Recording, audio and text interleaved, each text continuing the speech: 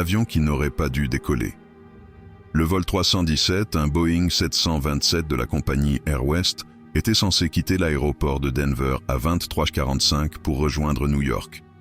Mais une panne électrique inexpliquée força la compagnie à annuler le vol. Les passagers furent relogés dans des hôtels et l'équipage fut libéré pour la nuit. Pourtant, 15 minutes plus tard, la tour de contrôle vit le vol 317 rouler lentement sur la piste, sans autorisation. Tour à vol 317. Vous n'avez pas reçu le feu vert. Confirmez votre identification. Aucune réponse. L'avion accéléra et, dans un rugissement de réacteur, prit son envol dans la nuit noire. Les contrôleurs, paniqués, alertèrent immédiatement la sécurité. Qui pilotait cet avion? Aucun membre d'équipage n'était à bord. Aucun passager n'était monté. Le radar suivit sa trajectoire erratique au-dessus des Rocheuses.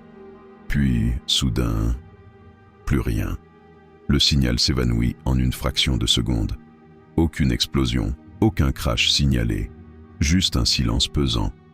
50 ans plus tard, le 14 juillet 2023, les contrôleurs aériens de l'aéroport JFK de New York reçoivent un signal étrange. Un vieux transpondeur s'active soudainement. Vol 317, en approche. « C'est impossible », murmure un technicien en vérifiant les archives. L'avion fantôme apparaît dans le ciel, intact, comme s'il n'avait jamais disparu. Son atterrissage est laborieux, automatique, comme si personne ne le pilotait vraiment. Lorsqu'une équipe de sécurité s'approche de la passerelle, les lumières de la cabine clignotent et un frisson glacial parcourt l'air. Les portes s'ouvrent. L'intérieur est figé dans le temps.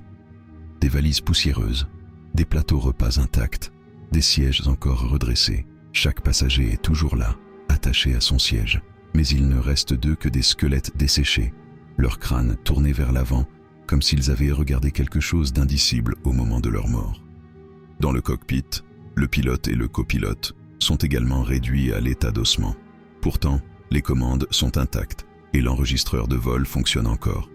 La dernière transmission captée date du 23 novembre 1973. Une voix déformée chuchote. « Ils arrivent. On ne peut pas s'échapper.